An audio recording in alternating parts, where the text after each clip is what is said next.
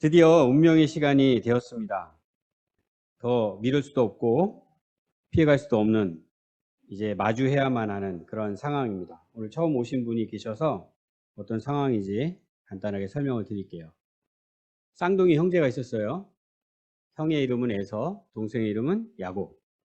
그런데 이 야곱이 형을 이겨먹으려고 합니다.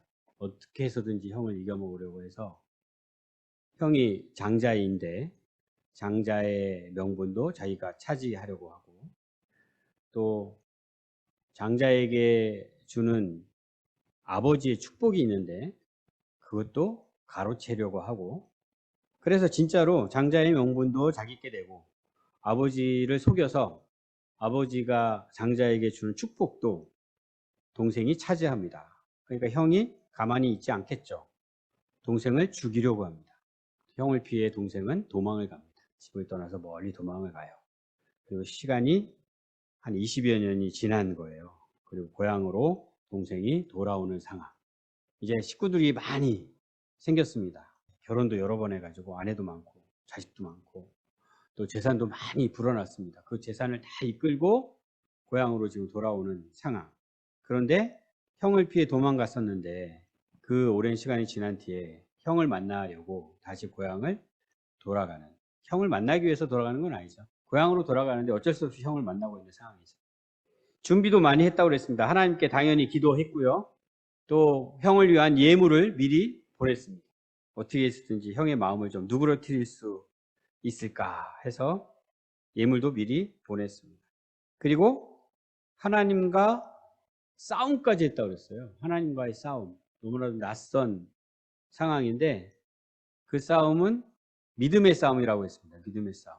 그 극박한 상황 속에서도 내가 하나님을 믿느냐, 믿을 수 있느냐, 아니면 상황이 급해지면 믿을 수 없느냐. 끝까지 믿어야 한다. 하나님을 붙잡아야 한다. 이 싸움이라고 했고 야곱이 그 싸움을 이겼습니다. 이 싸움을 야곱이 시작한 싸움이라고 안 했습니다. 야곱은 그런 싸움이 있는 줄도 몰랐어요. 하나님께서 야곱을 불쌍히 여기셔서 찾아오셔서 그 싸움을 걸어주셨습니다. 그리고 야곱이 그 싸움을 이기게 하셨어요. 이것이 은혜라고 했죠. 하나님께서 우리에게 베풀어 주시는 은혜. 그리고 야곱이 끝내 그 싸움에서 이겼습니다. 우리가 잘 알고 있는 노래의 가사, 끝내 이기리라. 우리는 이 가사를 이제 바꿔서 끝내 믿으리라. 우리는 이 믿음의 싸움을 계속 싸워야 한다고 했습니다. 그럼 이제 다 됐습니다. 이제 에서를 만나기만 하면 됩니다. 과연 다 됐는지 한번 오늘 읽은 말씀 한 번 더 읽겠습니다. 1절, 2절만 제가 다시 한번 읽어볼게요. 야곱이 눈을 들어보니 에서가 400명의 장정을 거느리고 오고 있는지라 그의 자식들을 나누어 레아와 라헬과 두 여종에게 맡기고 여종들과 그들의 자식들은 앞에 두고 레아와 그의 자식들은 다음에 두고 라헬과 요셉은 뒤에 두고 이제 진짜 에서가 보입니다. 근데 혼자가 아니에요. 장정들을 거느리고 옵니다. 몇 명이요? 400명. 와우. 400명을 이끌고 옵니다. 이게 400명의 장정이라는 것은 부대입니다. 부대. 전투에 나가는 부대. 보통 부대가 아니죠. 그걸 마주하면서 이제 다 준비가 끝났다고 우리는 생각하기 쉬운데 아직까지도 모자란 거죠. 그래서 야곱이 지금 뭘 하고 있어요? 줄을 세웁니다. 줄. 앞에 설 사람, 뒤에 설 사람 이렇게 구분을 해가지고 줄을 세워요. 야곱이 누구를 제일 사랑했습니까? 라헬을 제일 사랑했죠. 제일 사랑했던 라헬과 그의 아들 요셉은 맨 뒤에 빼고 앞쪽에는 덜 사랑하는 가족들을 내세웠는지 뭐 그 설명은 없지만 그런 게 아닌가 그런 생각이 듭니다. 만약에 에서가 저 장정들을 이끌고 나를 공격해 오면 최소한 라헬과 요셉만큼은 도망갈 수 있는 기회를 주자. 이런 생각을 한 게 아닐까 추측을 해봅니다. 이게 효과가 있을까요? 그 상황에서 제 생각에는 별로 효과가 없을 것 같아요.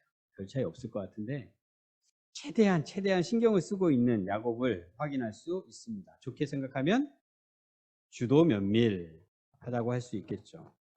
우리 성향도 이런 분들이 있어요. 그죠? 아주 작은 것 하나 놓치지 않고 세밀하게 만약을 대비하는 그런 분이 또 있습니다. 또 나쁘게 생각하면 정말 겁이 많은 거죠.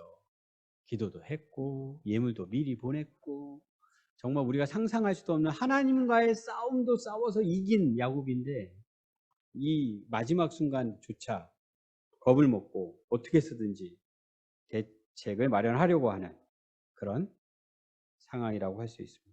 그런데 이 말씀을 보면서 바로 이것이 우리가 이 땅에서 사는 모습이다 이렇게 생각하시면 됩니다. 이 땅에서 우리가 사는 모습이다. 하나님과의 싸움까지 싸우고 이겼음에도 불구하고 여전히 그 싸움이 계속되고 있는 상황. 이 싸움은 언제 끝나요? 하나님께서 부르실 때. 지난주에 우리가 장례를 치렀는데 우리 김소망 어머님께서 이제 그 싸움을 끝내신 겁니다. 그때까지 우리는 이 싸움을 계속 싸우게 됩니다. 예수님을 믿게 돼서 처음에는 그런 생각을 많이 하게 돼요. 와, 예수님 믿으니까 너무 좋다. 와, 이제 끝났네. 예수님이면 다 해결되네. 다 끝났네. 행복하고 기쁘고 즐겁고 감사하고. 근데 그냥 그때뿐이에요. 지나고 나면 또 다시 시작이에요. 그걸 알고 있어야 됩니다. 이제는 하나님께서 부르실 때까지 이 싸움은 끝이 아니다. 우리는 계속 싸워야 한다. 정말 하나님께 간절히 기도를 했고요. 그리고 하나님께서 분명히 응답을 하셨습니다. 응답을 안 하신 것도 아니고 응답을 하셨어요. 와, 하나님이 어떻게 이렇게 응답하실 수 있지? 그리고 그 확신 가운데 거한다 할지라도 이 싸움은 계속된다. 싸움이 끝난 건 아니다. 이거를 우리는 알고 있어야 됩니다. 그래서 오늘 말씀에서는 이 계속되는 싸움, 야곱이 싸우고 있는 이 모습을 보면서 우리 역시 그 싸움을 어떻게 싸워야 하는지, 그 싸움을 싸우면서 어떻게 우리에게 주어진 인생을 살아야 하는지 그것을 생각해 보려고 합니다. 3절을 마저 읽어볼게요. 자기는 그들 앞에서 나아가되 몸을 7번 땅에 굽히며 그의 형 에서에게 가까이 가니. 그렇게 가족들을 줄을 세우고 이제 자기가 앞으로 나아갑니다. 그리고 먼저 형에게 인사를 합니다. 드라마라면 아주 그냥 위기가 최고조로 올라가는 상황이죠. 뚜껑이 열리는 상황. 다음에 무슨 일이 전개될지 예측을 할 수가 없는. 그리고 자막이 뜨죠. 다음 주 이 시간에. 그 타이밍입니다. 이게. 야곱은 자신이 할 수 있는 최선을 다해서 지금 형에게 인사를 해요. 어떻게 해요? 7번. 7번. 우리 여러 가지 전통들이 있잖아요. 결혼, 옛날에는 이제 결혼할 때 절을 여러 번 하더라고요. 찾아보니까 남자는 2번 하고 여자는 4번 하고. 그때부터 벌써 남녀 차별이 심했죠. 그런 게 있던데. 그리고 이제 돌아가신 분한테 제사 지낼 때 2번 하고, 뭐 이런 거 이제 기본적으로 알고 있는데, 7번. 어떻게 절을 7번씩이나 할 수 있을까? 이런 생각이 들어요. 근데 당시에는 신하가 왕에게 인사를 할 때, 왕으로서 인정을 할 때 7번 절을 했다고 합니다. 그러니까 지금 형이 저의 왕입니다. 저는 신하입니다. 이 마음으로 인사를 하는 거예요. 그 뒤에 나오면 표현을 어떻게 써요? 형이 주이십니다. 주인이십니다. 저는 종입니다. 그 인사에서 형과 자신과의 관계를 이렇게 딱 설정을 하고 지금 7번 절을 하고 있는 거예요. 그리고 그 결과는 4절에 나옵니다. 다음 주 아니고요. 오늘 알려드립니다. 에서가 달려와서 그를 맞이하여 안고 목을 어긋 맞추어 그와 입 맞추고 서로 운이라. 성경을 이미 많이 읽으신 분들은 알고 계신 내용이지만 처음 읽으시는 분은 어떻게 예상할 수 있는 장면이었을까요? 아주 극적인 반전입니다. 그동안 그렇게 걱정하고 염려하고 기도하고 하나님과 싸움까지 하고 했던 그 모든 것들이 허무하게 느껴질 정도의 반전입니다. 왜 이것을 이렇게 또 걱정을 했나? 우리 성도님들 대부분 이런 경험 있으실 것 같아요. 있지 않으세요? 걱정하고 염려하고 어떻게 될까? 큰일 났네. 그러면서 그냥 잠도 못 자고 막 고심하면서 시간을 지냈는데 막상 뚜껑을 열어보니까 아무 일도 일어나지 않는 허탈한, 오히려 허망한, 너무나도 싱거운 상황이지만 그러나 결과적으로는 너무나 다행스러워. 내가 염려하고 걱정했던 일이 막상 일어나지 않는 그런 경험을 하신 것 같아요. 제가 많이 들어봤던 것 같아요. 저 역시도 마찬가지입니다. 그러면서도 도무지 이해가 안 되는 대목이 있기는 합니다. 이 에서죠, 에서. 아니, 이럴 거면 도대체 왜 400명의 장정을 이끌고 오냐고요. 겁나게. 이해가 안 됩니다. 그 동생하고 뿌둥켜 안고 울고 막 그러려고 400명을 데리고 왔다고요? 말이 안 되잖아요. 야곱이 어떻게 나올지 몰라서 그랬을까요? 야곱이 옛날처럼 나를 속여 먹으려고 또 헛짓거리 하면은 내가 가만 안 두겠어. 이런 마음으로 왔을까요? 그럴 수도 있겠죠. 그런데 당신은 나의 주인이십니다. 저는 당신의 종입니다. 라고 7번을 절을 하는 야곱을 보고 그의 마음이 싹 바뀌었을 수도 있죠. 우리는 이 상황을 어떻게 해석하는 것이 좋을지 조금 이따가 다시 생각을 해보도록 하겠습니다. 이어지는 말씀은 이제 인사를 나누고 에서가 질문하고 야곱은 대답하고 이런 내용으로 이어져요. 5절 에서가 눈을 들어 여인들과 자식들을 보고 묻되 너와 함께한 이들은 누구냐? 야곱이 이르되 하나님이 주의 종에게 은혜로 주신 자식들이니이다. 뒤따르는 가족들을 보고 질문을 하고 자식들이라고 대답을 해줍니다. 그리고는 이제 그 아내들과 자식들이 에서에게 나와 인사를 합니다. 그리고는 이어서 선물 보내준 거 미리 받겠죠? 미리 마주했을 텐데 그 선물을 보고서는 그 짐승의 떼죠. 가축의 떼들. 가축떼를 보고 다시 물어봅니다. 이미 들었을 거예요. 이게 형님에게 주는 선물입니다. 라고 종들을 통하여 들었을 텐데 이제 다시 확인을 합니다. 확인하는 이유는 이제 거절하려고. 나 필요 없다. 그런 거 필요 없다. 나도 부자다. 뭐 이렇게. 그래서 형제 간에 받으시라고 권하고 또 안 받겠다고 사양하고 이런 슬갱이가 있고요. 결론적으로는 에서가 그 예물을 받는 것으로 결론을 냈습니다. 그리고 오늘 다 읽지는 않았는데 미리 읽어오셨죠? 12절 이후의 말씀에서는 에서가 야곱과 이제 함께 가자고 제안을 합니다. 야곱과 함께 가자. 이제 만났으니까 반가우니까 우리 집 있는 대로 같이 가자 하고 제안을 하는데 거기서는 또 야곱이 그것을 사양합니다. 여러 가지 이유를 이제 설명을 하면서 사양을 하고 이제 형을 따로 보냅니다. 형은 또 계속 그 장정들만이라도 함께 있게끔 하려고 하지만 그것까지도 이제 사양을 합니다. 여기서 약간의 긴장감을 다시 느끼게 돼요. 뭐 결론적으로는 함께 안 갔습니다. 따로 갔습니다. 이런 내용, 이런 스토리가 담겨져 있는 말씀입니다. 이 말씀을 통해서 우리가 이 세상에서 마지막까지 계속해서 싸우게 될 이 싸움, 우리도 지금 이 싸움을 싸우고 있는데 이것을 어떻게 싸워야 하는지 딱 2가지만 함께 생각해 보려고 합니다. 첫째는요, 역시 우리는 하나님의 은혜로 싸운다. 우리의 싸움은 내가 싸우는 것이 아니라 하나님의 은혜로 싸우는 것이다. 이것을 잊지 말아야 합니다. 오늘 본문에서도 야곱은 계속 분명하게 고백을 합니다. 5절에서는 하나님이 주의 종에게 은혜로 주신 자식들이니이다. 여기서 이제 조금 혼동되기 될 수 있는데 주는 에서를 얘기하는 겁니다. 형님의 종에게 이렇게 이야기하는 거예요. 하나님이 은혜로 주신 자식들입니다. 라고 자식들을 소개하고 있고요. 11절에서는 하나님이 내게 은혜를 베푸셨다. 형 에서를 만나가지고는 굉장히 오래간만에 만나가지고는 자신에게 일어난 그 모든 일들에 대하여 하나님의 은혜였습니다. 하나님의 은혜였습니다. 이렇게 고백하고 있어요. 너무나 자연스럽게. 야곱의 삶 전체가 뭐 태어났을 때부터겠죠. 아니죠. 엄마 뱃속에 생겼을 때부터. 엄마 뱃속에 임신했을 때부터 하나님의 은혜로 야곱의 인생 전체가 채워져 있다. 이것을 야곱이 이제 아는 겁니다. 그러니까 말끝마다 하나님의 은혜, 하나님의 은혜. 뿐만 아니라 오늘 본문에서도 우리는 하나님의 은혜가 있었음을 발견할 수 있어야 합니다. 400명의 장정을 이끌고 왔던 에서 야곱을 마주했을 때 끌어안고 우는 것, 과연 이것이 하나님과 무관한 일인가? 어떻게 생각하세요? 그렇지 않습니다.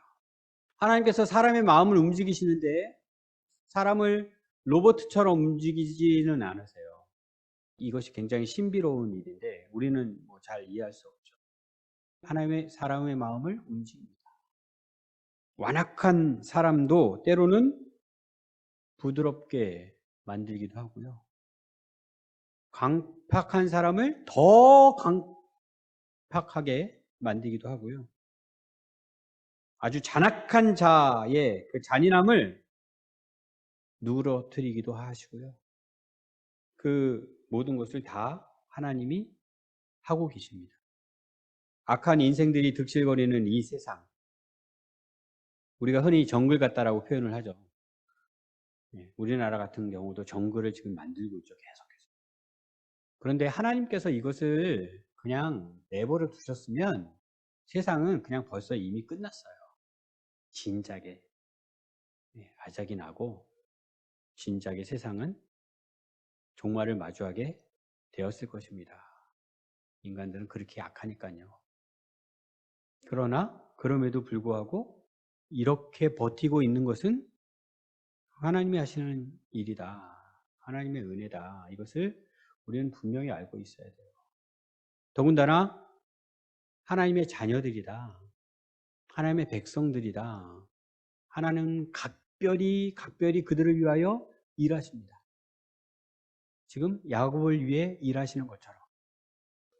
그렇게도 걱정하고 염려했던 에서가 20년 전에는 자기를 죽이려고 해서 도망을 갔었던 상황이었었는데 이렇게 동생을 부둥켜 안고 울며 반가워하고 기뻐하는 것은 하나님의 어루만져 주심이다. 이것을 우리는 발견할 수 있어야 합니다. 전능하신 능력으로 우리의 삶의 영역에서 하나님께서 일하고 계십니다. 우리가 만나는 모든 사람들의 마음 가운데 하나님께서 역사하고 계십니다. 우리가 이것을 알아야 기도를 할 때도 제대로 기도할 수 있어요. 두 번째도 첫 번째와 무관하지는 않은데 그 하나님의 은혜로 야곱은 자신의 정체성에 관하여 그 인식이 완전히 바뀌었습니다. 과거에는 동생으로서 형을 이겨먹으려고 했던, 그래서 그것을 위하여 수단과 방법을 가리지 않았던, 우리가 성경을 읽으면서 때로는 오해할 수 있는, 왜요? 하나님께서 야곱을 선택하셨다고 했으니까. 하나님께서 야곱을 선택하셨으니 야곱이 형의 장자의 명분을 저렇게 산 것이구나. 하나님께서 야곱을 선택하신 것이니 야곱이 아버지를 저렇게 속이는구나. 이렇게 오해할 수 있는. 그러나 그것은 야곱이 자기가 어떤 존재인지를 잘 알지 못할 때 했던 행동이에요. 하나님은 우리가 그렇게 선택받은 자답게 살라고 하신 것이 아니거든요. 만약에 지금도 옛날과 똑같은 인식을 야곱이 가지고 있다면 지금도 아마 형을 속이려고 했을 거예요. 지금도. 이렇게 정면 돌파를 하지 않았을 것입니다. 7번을 절을 하고 있잖아요. 형을 주인이라고 인정하고 자기를 종이라고. 과거에 야곱이었으면 형님, 저에게 장자권을 넘기지 않았습니까? 제가 장자 아닙니까? 라고 하면서 지금 형을 만났을 수도 있어요. 그런데 오늘은 계속해서 자신을 종이라고 합니다. 이것도 눈속임 아닌가요? 이렇게 생각할 수도 있지만 그렇지가 않습니다. 왜요? 옛날의 야곱이 아니기 때문에. 형에게 예물을 강건하여 받게 하는 것도 예전의 야곱과는 다른 모습입니다. 예전의 야곱은 계산을 굉장히 잘하는 사람이었거든요. 계산을 한다면 그래요? 형도 넉넉하군요. 풍족하군요. 이거 더 필요가 없겠네요. 라고 했을 수 있는 야곱이었지만 지금은 그대로 다 형 가지십시오 하는 야곱이 되었습니다. 어떻게 이렇게 될 수 있었어요? 모든 것이 하나님의 은혜다. 과거에는 내가 어떻게 해서든지 그것을 이루기 위하여 애를 쓰며 발버둥하면서 살아갔었는데 그래야만 그것이 가능하다라고 생각했었는데 하나님의 은혜를 받으며 살다 보니까 아니구나. 아니구나. 그것이 아니었구나. 이 모든 것이 하나님께서 허락해 주시는 것이구나 라고 알게 된 거죠. 하나님께서 나를 택하신 것이고, 하나님께서 나를 부르신 것이고, 하나님께서 나를 만나 주셨고, 하나님께서 나에게 약속해 주셨고, 하나님께서 약속해 주신 것을 신실하게 하나씩 하나씩 다 이루시는 것을 경험해 보니까 옛날에 내가 생각했던 것이 완전히 잘못된 거구나. 그러니 이제는 하나님의 은혜로 살아가는 자가 된 거죠.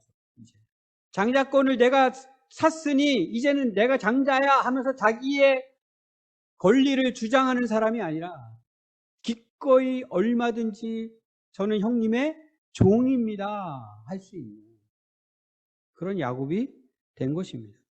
우리 교회에 대하여 우리가 생각을 모으기 위하여 우리 교회가 어떤 교회인지 말씀을 통해서 한번 생각해 본 기회가 있었습니다. 그 내용을 요약해서 주보에 실기도 했고요. 우리 새로 오신 분들과 또 일부는 또 나누기도 했었습니다. 우리 교회 정체성에 관한 내용이었는데 베드로전서에 나오는 말씀에서 우리 교회의 정체성에 관한 말씀으로 함께 주목했던 내용이 있습니다. 기억하실까요? 왕 같은 제사장들. 제사장 그러면은 이제 성도님들이 목사, 조금 더 확장시키면 장로, 이렇게 직분자들을 떠올리기 쉬운데 그게 아니다. 모든 성도가 제사장이다. 예수님께서 그렇게 우리에게 가르쳐 주신 거고요. 그것도 왕 같은 제사장이다. 그것이 우리의 정체성입니다. 지금 우리가 창세기를 쭉 읽고 있는데 야곱이 왜 이렇게 장자의 그 명분에 그냥 목을 달았을까요? 이게 왕 같은 제사장인 거예요. 당시로서는 그 부족 가족들의 모임에서 장자가 왕 같은 제사장이 되는 거예요.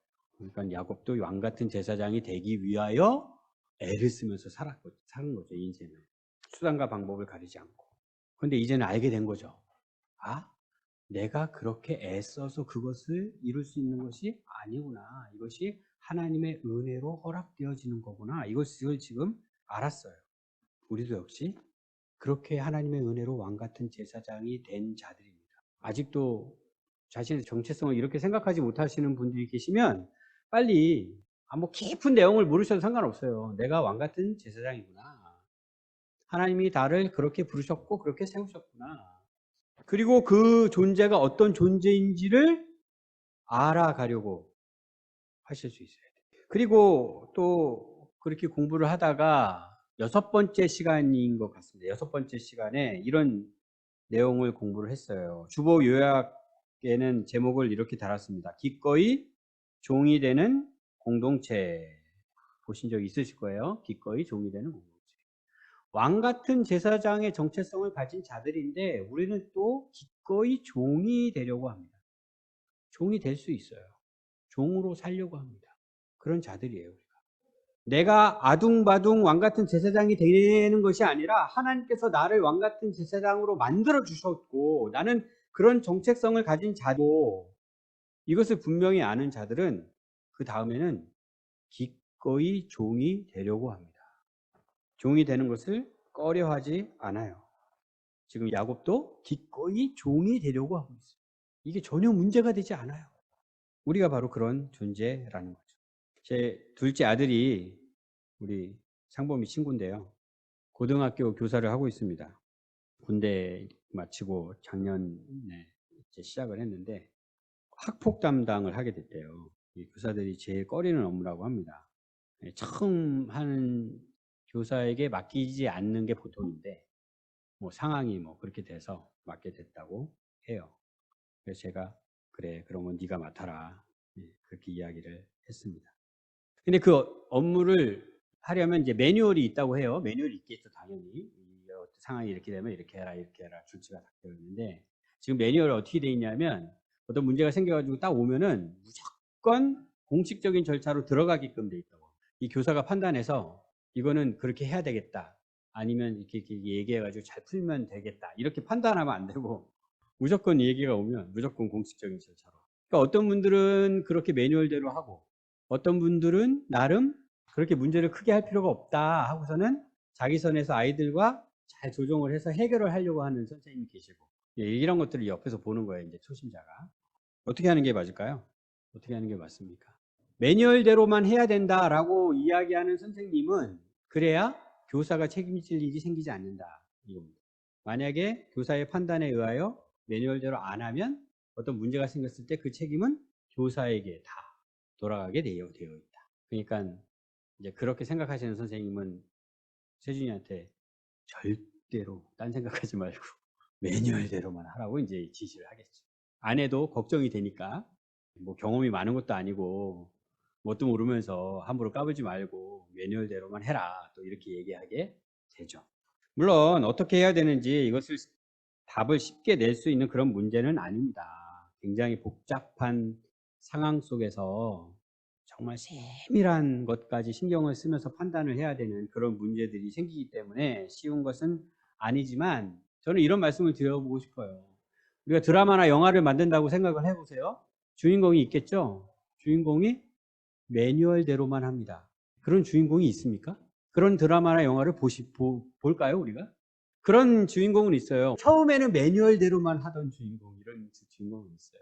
근데 끝까지 매뉴얼대로 하는 주인공은 안 나와요.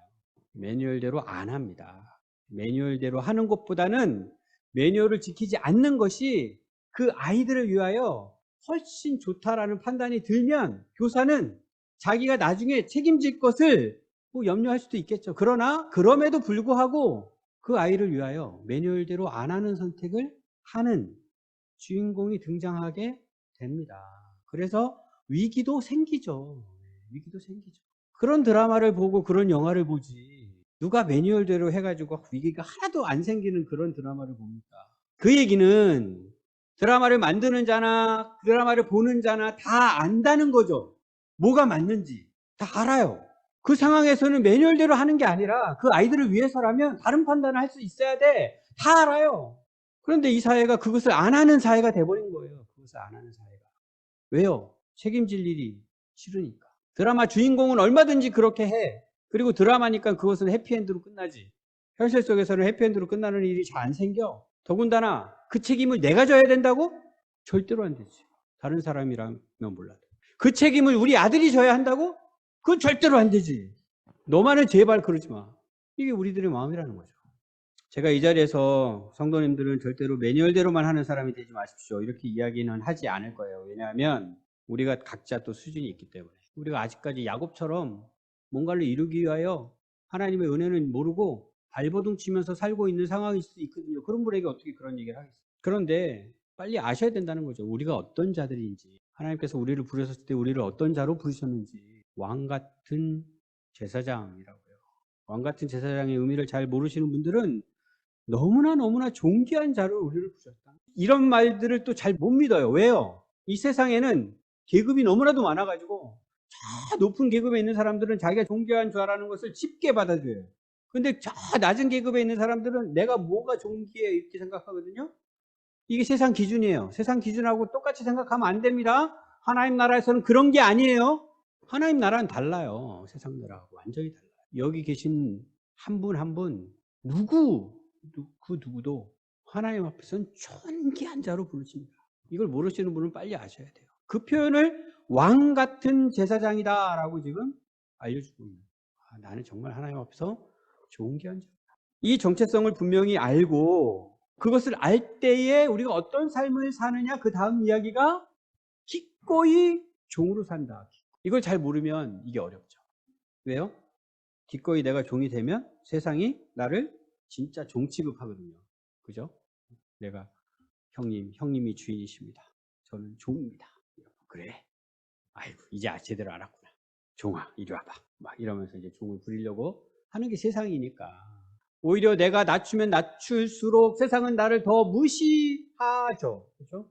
그런 세상이기에, 오히려 더 깔아뭉개는 세상이기에 기꺼이 종이 되는 것이 결코 쉽지 않죠. 어떨까요? 괜찮을까요? 저 세상에 나가 내가 기꺼이 종이 되는 삶을 살아도 아무 문제 없을까요? 네, 아무 문제 없습니다. 내가 기꺼이 종으로 살아도요, 왕 같은 제사장이라는 나의 정체성에는 조금의 흠도 생기지 않아요. 조금도 손상되지 않습니다. 아까도 잠깐 말씀드렸지만 뭐 나는 기꺼이 종이 되겠습니다. 그런데 내 사랑하는 아들이 그렇게 살아야 된다고요? 이걸 또 못 견뎌하세요. 이걸 뛰어넘어야 합니다. 뛰어넘어야 돼. 예수 믿는 사람들은 기꺼이 종이 되고자 할 때에 그게 잘한다. 예수 믿는 사람들은 그렇게 살아야지. 응원하고 위해서 기도해주고 그런 부모님들이 되실 수 있어야 돼요. 우리 공동체적으로 언약나무 교회도 기꺼이. 가족들 간의 관계 속에서도 이런 일들은 우리가 얼마든지 마주할 수 있습니다.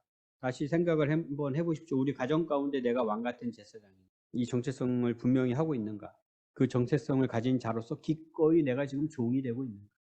아직 내가 왕 같은 제사장이라는 것을 잘 모르는 것 같아요. 이런 분 계십니까? 그러면 옛날 야곱 모습을 생각하시면 됩니다. 옛날에 야곱이 어떻게 살았나? 내가 지금 인생을 그렇게 살고 있는 거예요.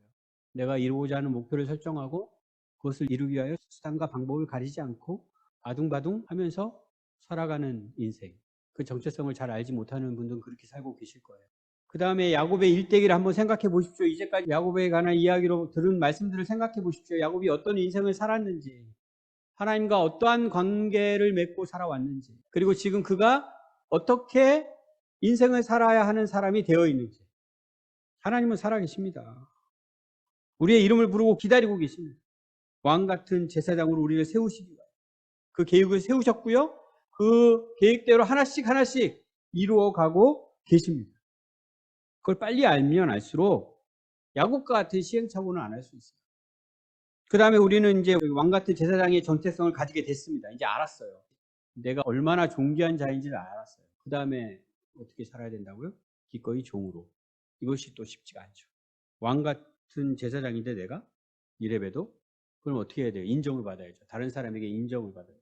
목사, 내가 그래도 목사인데 뭐 이러면서 인정을 받으려고 하는 사람들 있겠죠. 대우를 받아야 되죠. 저도 뭐 자꾸 그런 마음을 갖게 되겠죠. 안 가지려고 애를 쓰고 있는데 우리 사모님들도 그러실 수도 있을 것 같아요. 그죠? 우리 남편이 목사인데 목사의 대우를 받아야지. 뭐 이런 그런 거 없습니다. 아니 왕 같은 제사장이라면서요. 근데 그런 대우도 못 받아요? 아 그게 뭐예요? 뭐 이렇게 생각되시는 분 계십니까?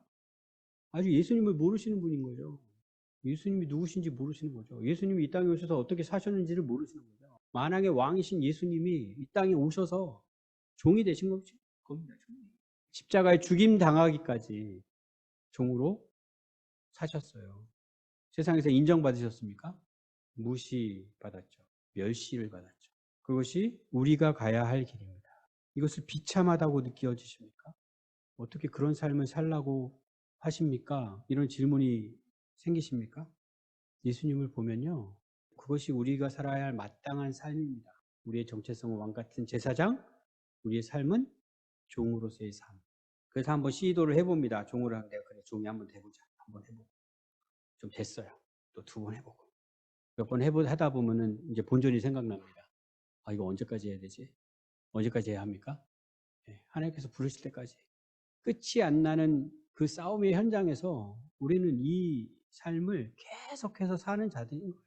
예수님을 바라보면서 잘 생각해 보십시오. 우리 부모님에게 책임이 있다 이런 얘기할 때 불만이 좀 쌓이시죠? 특별히 남편에게 책임이 있다 그러면 막 그냥 어유 아빠만 하면 잘 되면 돼? 자식들이 말을 안 듣는데? 예, 이러고 계시면 안 되고 아빠가 책임이 있다라고 하는 것은 아빠가 먼저 시작을 해야 된다는 거예요. 시작을. 예, 혼자서 다 하라는 게 아니라 시작을 해야 한다는 거예요. 예, 그럼에도 불구하고 자녀들이 협조를 안 할 때도 있죠. 예, 때도 있죠. 그때 우리가 어떤 삶을 살아야 한다 이 말씀을 기억해야 되는 거예요. 종으로 사는 거예요. 종으로. 이게 쉽진 않습니다. 어렵습니다. 그런데 또 생각하고 또 생각하고 내가 아내를 사랑하면서 내가 종으로 산다는 것이 무엇일까? 내가 우리 자녀들 양육하면서 내가 종으로 산다는 것이 의미가 무엇일까? 빛, 세상에 우리가 빛이라고 얘기하잖아요. 빛도 오해하고 있어요. 빛도 오해하는 분들이 많습니다. 왕 같은 제사장으로서 빛, 세상의 빛, 저 높은 곳에 올라가서 누구나 다 우러러볼 수 있게끔 되어지는 빛, 이 생각하고 계시는데 하나님께서 때로는 그렇게 우리를 사용하기도 하시지만 기본은 종으로 사는 겁니다. 종으로. 보이지 않는 곳에서 드러나지도 않게끔 모르는 사람은 전혀 알 수도 없는, 그러나 빛, 참 빛, 그것을 제대로 알아야 돼요. 그리스도인들이. 엉뚱한 거 생각하고 멋지고 그냥 훌륭하고 자랑스럽고 그냥 이런 것만 생각하시면 안 됩니다. 예수님을 또 생각해야 돼요. 예수님. 십자가에 달리신 예수님. 그 피 흘리시는 예수님이 빛이시라니까요. 그게 어떻게 빛이겠어요, 세상 사람들에게. 그냥 사형수지. 그걸 알아볼 수 있어야죠, 우리는. 예수님 믿는 사람들은. 하나만 더 보고 또 마칠게요. 야곱과 에서의 관계가 온전해졌을까요? 지금 마지막에 그 긴장감을 살짝 느꼈는데 온전해진 걸까요? 어떻게 생각하세요? 지난주에 우리가 하나가 되었다라고 말씀을 생각했는데 하나가 됐을까요? 그렇게 얘기할 수가 없죠. 그러니까 이런 긴장감이 있을 수밖에 없습니다. 이것도 우리가 잘 알아야 돼요. 그러나 지금 야곱이 어떻게 이야기하고 있습니까? 껴안고 울며 기쁨으로 맞이해주는 그 형을 보면서 하나님의 얼굴을 본 것 같다.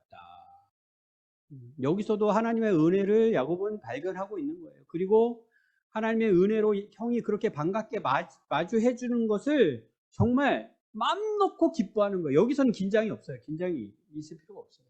맘 놓고 기뻐하는 거예요. 맘 놓고 그 기쁨을 누리는 거예요. 예수님 믿는 사람들은 이런 삶을 살아야 됩니다. 이런 상황에서도 이 형이 또 언제 돌변할지도 모르는데 이러면서 또 속으로 다른 생각을 하실 필요가 없어요. 그대로 그냥 받아들이시고 누리시고. 그러나 그 다음이 또 중요한데 그렇게 됐을 때 우리는 또 자칫 그 형을 믿고 그 형을 의지하게 됩니다. 그 형을 믿고 의지하는 순간 누구를 안 믿어요? 하나님을 안 믿게 돼요. 하나님을 믿는 싸움이라고 분명히 말씀드렸는데 형이 너무 반갑게 맞이해 주니까 너무 좋으니까 또 그 순간 형을 막 믿고 이제 형 믿고 살면 되겠구나라고 우리는 할 수 있는데 그것은 아니다. 늘 우리는 하나님만 믿고 사는 자들이다.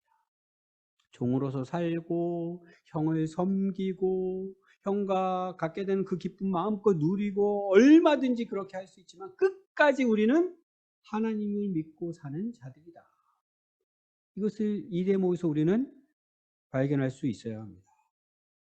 그래서 야곱이 형과 지금 거리를 두는 거예요. 형과 하나가 되는 관계가 아니기 때문에. 오늘 말씀의 핵심은 간단합니다. 왕같은 제사장, 우리는 왕같은 제사장이다. 그 왕같은 제사장으로서 기꺼이 종으로 사는 자들이다. 실제 삶 가운데 이것을 적용하는 것은 결코 쉬운 일이 아닙니다. 간단하지 않습니다. 그런데 어떻게 이것이 가능해지느냐? 믿음으로 가능해진다. 이것을 믿어야 합니다. 그런데 의외로 우리 성도님들이 잘 안 믿어요. 잘 안 믿어요. 이게 하나님이 하시는 일이라니까요. 그래서 믿으면 돼요. 근데 믿는 것도 안 하려고 그래요. 뭐 믿음도 하나님의 선물이지만 우리 믿는 자들이니까 믿으십시오. 지난주 말씀 하나 되게 하셨습니다. 믿으십니까? 네, 잘 안 믿죠. 집에 가가지고 우리 집사람한테 우리는 하나야 그러면은 콧방귀를 뛰는 분위기 이런 거 좀 바뀌어야 돼요. 믿어야 됩니다. 현실적으로 우리가 잘못하는 건 아직 많지만 하나님께서 하나 되게 하신 것을 믿고 그것을 지키려는 노력을 하면서 사는 거죠. 그 믿는다라는 고백을 하는 것을 꺼려하지 마십시오. 이게 시작이잖아요, 시작. 시작부터 왜 출발을 안 하려고 해요? 믿으십시오. 이제 믿으십시오. 하나 되게 하신 것 믿고 그것을 힘써 지키는 우리가 되었으면 좋겠고요. 왕 같은 제사장인 것, 우리의 정체성 믿으십시오. 아직 실감 나지 않아도 알려주셨잖아요, 지금. 내가 어떤 자인지, 하나님이 나를 왜 부르신 것인지 하나님의 말씀인데 믿으십시오. 내가 왕 같은 제사장이다. 나는 정말로 하나님 앞에서 지극히 존귀한 자다.